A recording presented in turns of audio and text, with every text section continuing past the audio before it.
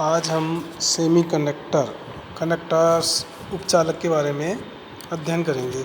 हमने पीछे देखा कि 3 प्रकार के होते हैं, एक तो चालक, उपचालक और रोधी इंसुलेटर्स, यानी कि इंसुलेटर, सेमीकंडक्टर और कनेक्टर्स। तो इनमें क्या होता है कि रोधी जो इंसुलेटर होता है इसमें संयोजकता बैंड पूर्ण रूप से भरे होते हैं, लेकिन जो चालक बैंड में कोई इलेक्ट्रॉन नहीं होता। इसके अतिरिक्त संयोजकता बैंड और चालक बैंड की ऊर्जा में काफ़ी अंतर होने के कारण संयोजकता बैंड के इलेक्ट्रॉन चालक बैंड में स्थानांतरित नहीं हो पाते हैं, जिससे विद्युत चालन नहीं हो पाता। लेकिन यदि चालक बैंड तथा संयोजक बैंड की ऊर्जाओं का अंतर कम हो तो ऐसे पदार्थों की चालकता रोधियों से अधिक होती है, इसलिए इन्हें उपचालक कहते हैं। दूसरे शब्दों में हम कह सकते हैं कि चालक रोधियों और सुचालकों के बीच की कड़ी होती है।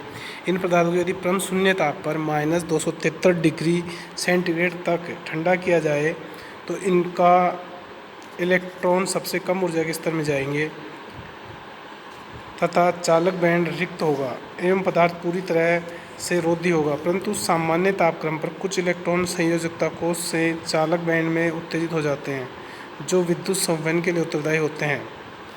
अब 3 प्रकार जैसे रोधी, उपचालक या चालक, ये ऊर्जा बैंड प्रदर्शित किए जाते हैं। उपचालकों को अध्ययन की सुगमता के लिए पदार्थों की प्रकृति के आधार पर 2 भागों में विभाजित किया गया है।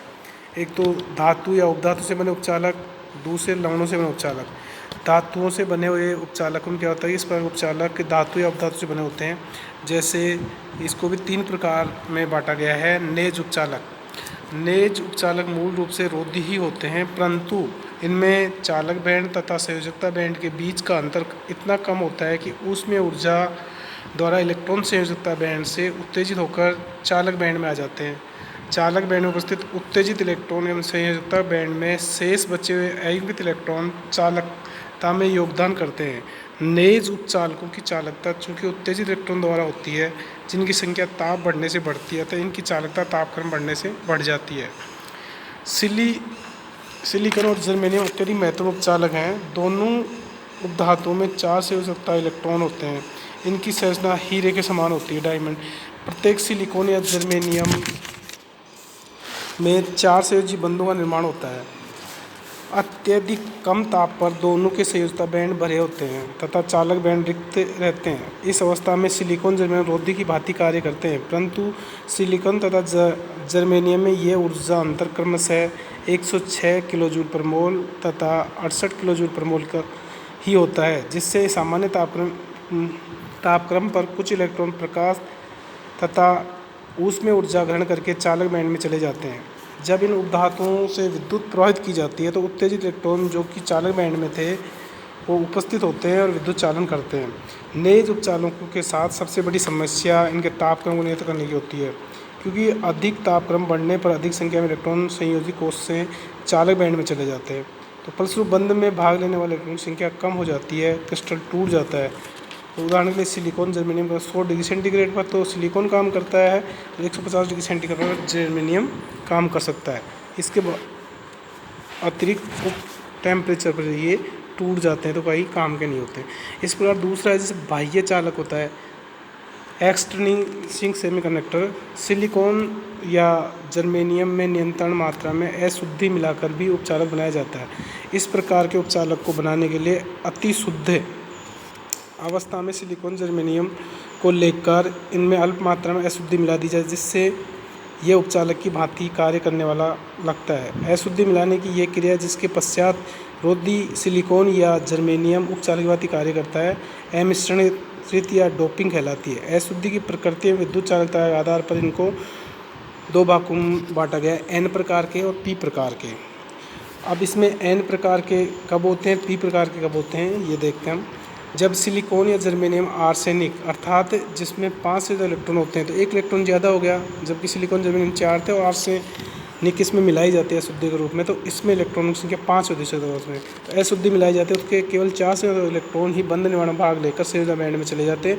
इस प्रकार प्रत्येक आर्सेनिक परमाणु पर एक इलेक्ट्रॉन शेष रह जाता है जो डोनर की बैंड की भांति कार्य करता है। परम शून्य पर यह इलेक्ट्रॉन आर्सेनिक परमाणु ही रहता है, परंतु सामान्य ताप पर इन 5वें इलेक्ट्रॉन में से कुछ चालक बैंड में उत्तेजित हो जाते हैं, जहां ये विद्युत चालन करते हैं। अशुद्धि के रूप में केवल वे तत्व ही प्रयोग में लिए जाते हैं जिनमें बैंड चालक बैंड के नीचे तथा कम ऊर्जा अंतर में पर पाए जाते हैं।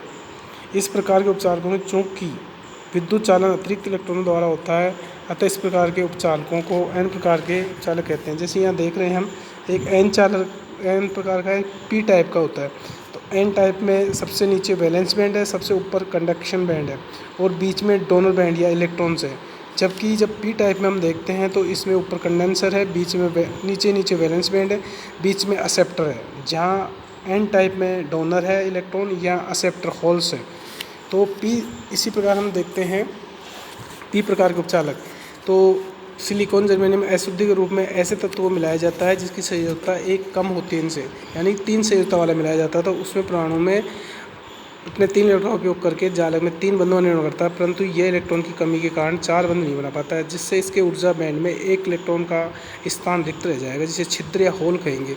इस छिद्र की उपस्थिति के कारण बैंड की ग्राही बैंड क्षमता एक्सेप्टर बैंड कहते हैं। इसका ग्राही बैंड की ऊर्जा संयोजकता बैंड के कुछ अधिक हो जाता है। जैसे कि हमने डायग्राम में देखा कि सिलिकॉन जर्मेनियम में इंडियम की अशुद्धि मिलाई जाती है तो इस प्रकार का तंत्र निर्माण होता है।